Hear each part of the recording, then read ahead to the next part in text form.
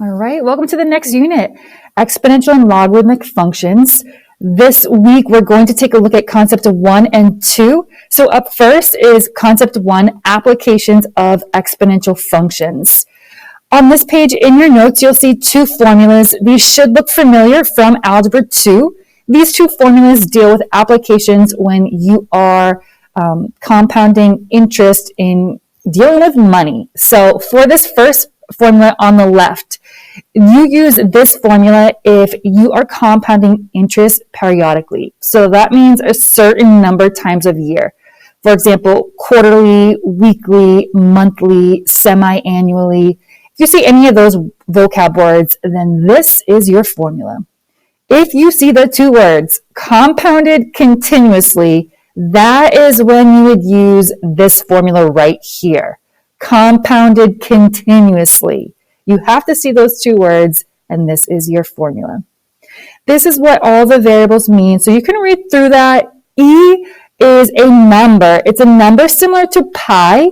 For example, pi is approximately 3.14, and it goes on. E is approximately 2.71828. You'll see on your calculator that there's a button for E on the left-hand column. And so this is really interesting. You can read through this, but it says that if the initial amount P, the interest rate, and the number of years are all 1, but if the number of times that you compounded increases, you'll see that this will approach the number E. And so you can see the relation between the first formula and the second formula. Side note, E is commonly used as your base for logarithms in calculus, so you definitely want to make sure that you're comfortable seeing that number E. It's just a number. Examples 1 and 2. Let's take a look at example 1 first. It's talking about, we'll make it a surprise.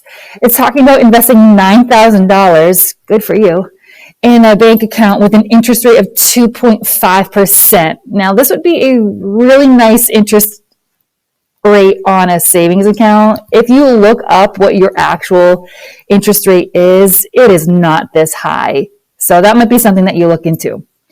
But anyways, this problem is about compounding quarterly. That means that I would use this first formula. My initial value is 9,000. My interest rate, I have to make this a decimal.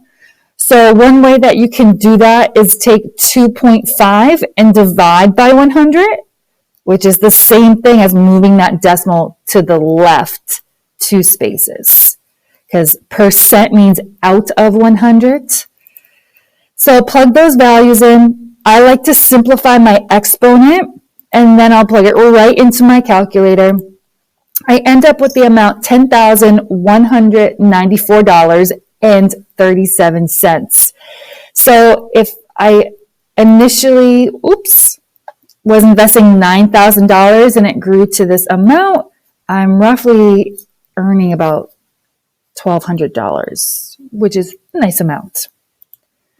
Number 2, there are 2 parts. For part A, a total of $12,000, there should be a dollar sign, is invested at an annual rate of 3%. Find the balance after 4 years if it is compounded continuously. Those 2 words, that's how I know to use the PERT formula. P is the initial amount. E is a number, so you just use your E button on your calculator. My interest rate is 0.03. Again, I like to clean up the exponent, so I multiply these 2 numbers together, and then I'll go right to my calc. And so I end up with $13,529.96. So it increased quite a bit. For part B, we want to know when the account is going to reach a certain number. So for this, later on in this unit, we'll learn how to algebraically solve this, but for now, we'll use technology to solve it. So if I want to know when the amount is going to reach a certain number, I'm going to be solving for t. I'm trying to find out the time. I know the initial amount, I know it's compounded continuously, and I know that interest rate. So the only thing I don't know is the t. In this case, I'll call it x because I'm entering it into my calculator, or Desmos. And then in the second equation, I want to know, when will it be 20,000? So I'll graph that horizontal line. And so you can see, and try this out on your calculator, try it out on Desmos, because you need the practice with the technology. They intersect right here. So after approximately 17 years, that's when you'll have $20,000 in your account.